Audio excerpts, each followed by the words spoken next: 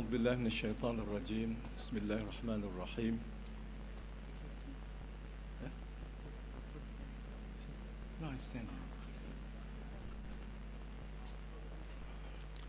الحمد لله الذي هدانا لهذا وما كنا لنهتدي لولا أن هدانا الله والصلاة والسلام على أشرف الأنبياء والمرسلين سيدنا محمد وعلى آله وصحبه أجمعين سبحانك لا علم لنا إلا ما علمتنا إنك أنت العليم الحكيم ولا حول ولا قوة إلا بالله العلي العظيم. Alhamdulillah, I praise Allah subhanahu wa ta'ala for giving me this honor to present my paper this afternoon. But before I do that, I wish to express my gratitude to the organizers for holding this conference and for inviting me to make my small contribution with the title, Towards a Peaceful Future of ASEAN, that is to say Southeast Asian nations in this era of turbulence, and the need to construct a wasatiyah-driven Islamic civilization across the region. Alhamdulillah, just now we heard from Sheikh Omar Obaid a very good exposition on the universal values of Islam. And that was a very good, I would say, presentation. And my presentation is, you might say, a footnote to his presentation, because I want to focus on Southeast Asia. But His Excellency was talking about the beautiful Islamic, ethical, and civilizational values on a broad scale, on a global scale. And I would like to talk about the need to establish this kind of hadara, this hadara insaniya or hadara wasatiyya in Southeast Asia. So my talk is, you might say, just a small footnote to the presentation by Sheikh Omar Obaid.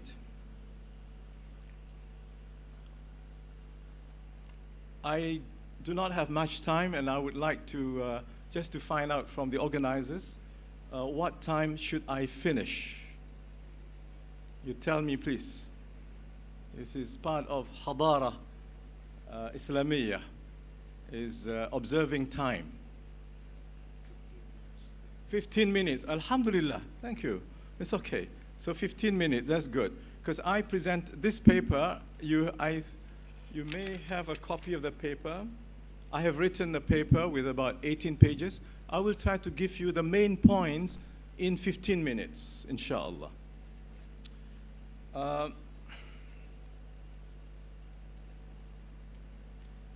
And please, if I exceed the time, you please tell me, all right, to stop in time, so that I will not take the time of other people.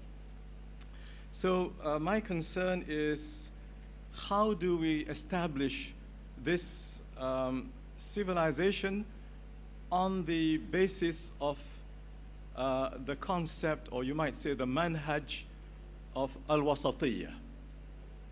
Because what was talked by Sheikh Obaid are the elements of wasatiyya. Justice, good behavior towards other people, and respect for others, giving the choice, the freedom to choose without forcing them, and living in peace and harmony. All this comes under the concept of wasatiyya. So I mentioned that we have the problem today of the age of turbulence. And this turbulence is also affecting Southeast Asia. And we believe that if the Muslims in Southeast Asia, in Indonesia, Malaysia, Brunei, these Muslim majority countries, can develop wasatiyah, hadara wasatiyah, inshallah, the region, ASEAN, will become a more peaceful region. I also mentioned that the non-Muslim population of Southeast Asia will have a more positive attitude towards the Muslims if the Muslims can observe these 6 conditions I mentioned in the paper. That is, the ability of the Muslims to strike a balance between the needs of spirituality and the needs of materiality, between tradition and modernization. And number 2, the ability of the Muslims to commit for peaceful coexistence, cooperation in multi-religious and multi-ethnic nation states. Number 3, if the Muslim leaders are committed to uphold the rule of law, enlarge social and economic justice, and promote interreligious and intercultural respect of human dignity, cultural and religious diversities. And number 4, the emergence of a new generation of leaders who are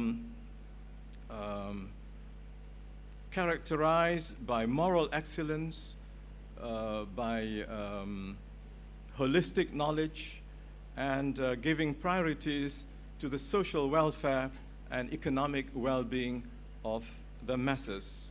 And number 5, if we can spread this spirit of compassion among Muslims for the plight of fellow human beings, irrespective of religious or cultural differences.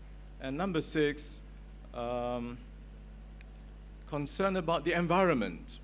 If the Muslim communities can develop strategies and mechanisms to come up with more and more green technologies so that the environment can be protected from the devastation of heartless industrialization and capitalistic enterprises.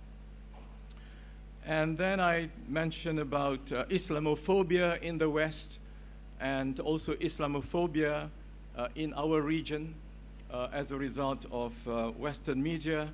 And we need to also make the non-Muslim population understand that this Islamophobia is part of a Western agenda against the Muslims, and to also paint the Muslim world in a very bad light.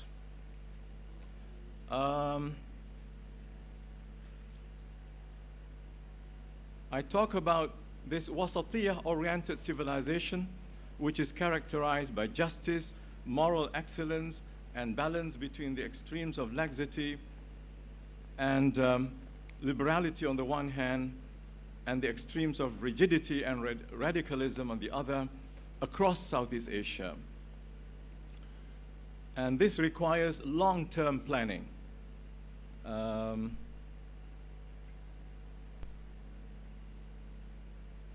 And I mentioned here that it is not an easy task because we have not really established the priority of teaching this wasatiyah-oriented Islamic knowledge.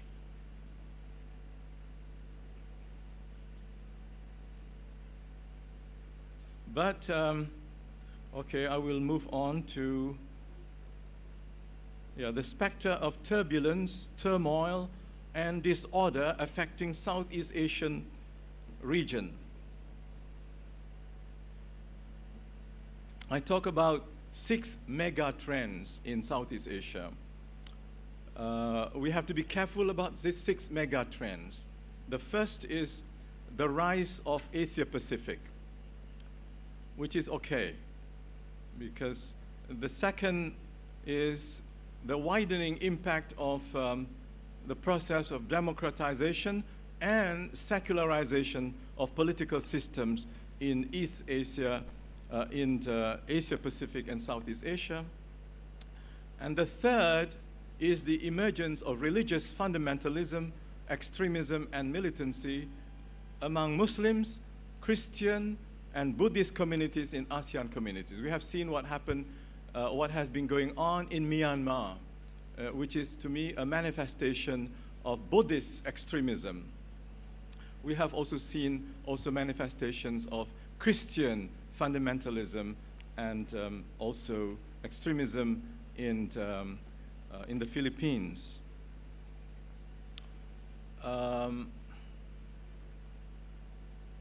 And the fourth mega trend is the globalization of alternative social media, which is affecting the young people. And how do we educate the young so that they will not be influenced by the negative values which are available in the social media. And the fifth mega trend is the internationalization of Western paranoia of Muslim identity, militancy, radicalism, and extremism after 9/11. And the sixth mega trend is what we would see as something positive, that is the creation of the ASEAN community, inshallah, by the end of this year. By December 31st, I believe the ASEAN community will be formally established.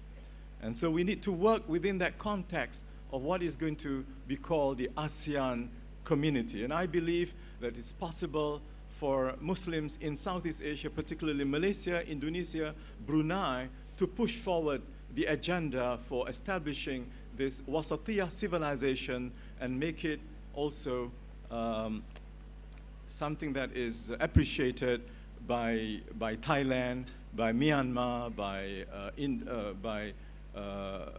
the Philippines, by Vietnam, and hopefully also by Myanmar. And I also talk about some challenges in Southeast Asia. The eminent Sheikh did not mention these challenges in Southeast Asia. He was talking about general principles of Islamic civilizational and ethical values, which are very good. But I think we need to focus on some of the challenges in Southeast Asia, in Malaysia, Indonesia, Thailand, Philippines, and so on. Number one, the greater assertiveness of the spread of Shia teachings into the Sunni communities in Indonesia, Malaysia, Thailand, and the Philippines. Number two, the emergence and spread of liberal Islam network in Indonesia since the last decade. And number three, the persistence of the Qadianiyah, Ahmadiyya movement in Indonesia, Malaysia, and Singapore, claiming themselves to be the true Muslims. And in the case of Indonesia, they are being supported by some Muslim organizations in the name of human rights and also democracy, or the rights of minorities. And number four, the political disunity and divisions among the majority Muslim population in Malaysia and Indonesia. And number five, the public confusion with regard to the newly coined slogan of moderate Islam. The West came up with this label, moderate Islam. And so some people claim to be moderate, some people claim to be not moderate, but the definition is made by the superpowers, and we should not comply with that definition. We have our own definition of wasatiyah. And then also the discord, the inter-religious discord in Malaysia between the perspective of Muslim orthodoxy in upholding theological puritanism and the perspective of Christian contextualization of the gospel in the Malay world. And the next one, the internal political tension between the proponents. This is more in Indonesia, because Indonesia is the largest Muslim country in the world. It has 270 million people, and about 80% are Muslims. But you have the problem of pluralistic Panchasila ideology on the one hand, and also the spread of Islamic way of life as a holistic system of life. And finally, of course, not to forget, we do have long-standing religio-political tension between Muslim minorities in southern Thailand, southern Philippines, and Myanmar, and also the central governments of those countries. So these are some of the challenges, and how many more minutes I have? Timekeeper, how many more minutes? How many?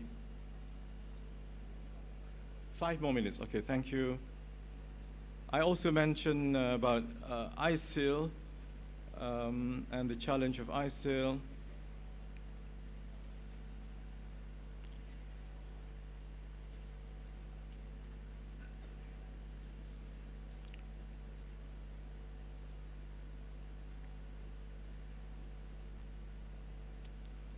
Okay, then I talk about the agenda for promoting al-Wasatiyya as the explicit theme of civilizational reconstruction. The Sheikh Omar was talking about this al-Bina al-Hadari, al-Jadid, in general. I'm just focusing it on Wasatiyya as the theme of that new civilizational reconstruction.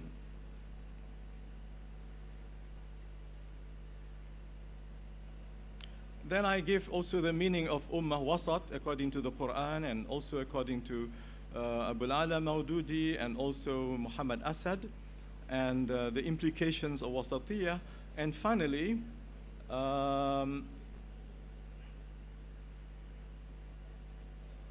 the content of the course of Islamic civilizations in the universities.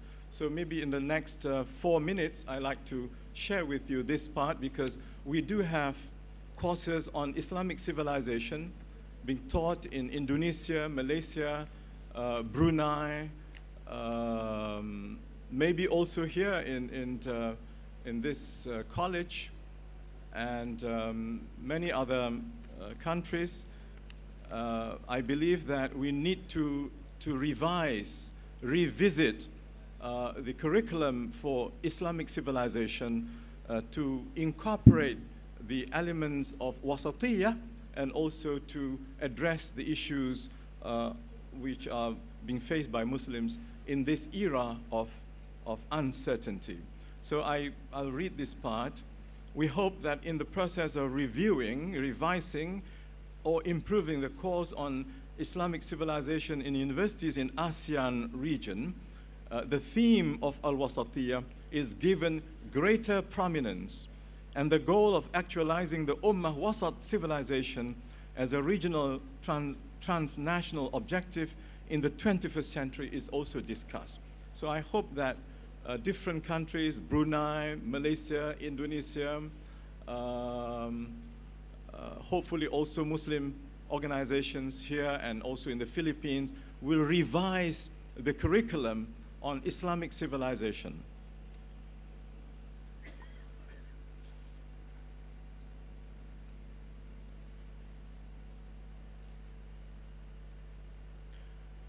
At the level of the primary and secondary schools, the idea of the Muslim community being obligated to become the Khairu Ummah and Ummah Wasat will have to be given greater emphasis. In other words, this, we have to look into the curriculum of Islamic civilization. Do we give enough attention to the idea of Ummah as above, let's say, Qawm or Dawla? I would like the curriculum to emphasize not so much on Dawla Islamiyya, but Hadara Islamiyya, Hadara Insaniya, as the Fadilatul Sheikh Omar Ubaid was talking throughout his presentation for more than an hour. He never talked about Dawla Islamiyya, he talked about Hadara, Hadara, and Hadara. So I think we need to emphasize this aspect of Hadara, because that will cut across nations, it will cut across communalities, it will cut across the divisions among us, and the non-Muslim population in Southeast Asia will feel that they're also part of this new endeavor to create a new civilization based on al-wasatiyah, or the justly balanced position of Islam. I have just one more minute, I think. All these efforts would remain theoretical or rhetorical if there is no real efforts in the Muslim communities to realize the cultural paradigm shift from the culture of mediocrity, because wasatiyah does not mean mediocrity. Wasatiyah means al-khayriyah, al-adala, al-tawazun, al-i'tidal, bayn al-ifrat wal-tafrit. And this wasatiyah also means excellence and tafawuq, and so on, and not mediocrity, petty-mindedness, religio-political divisiveness, slavish imitation of Western civilizational norms and standards, the culture of corruption. I think we have to admit this. Al-fasad is a great evil in this part of the world, and Muslims are also have a big share in this culture of fasad or corruption. And wasatiyah, inshallah, will overcome that problem. And also disregard for environmental sustainability.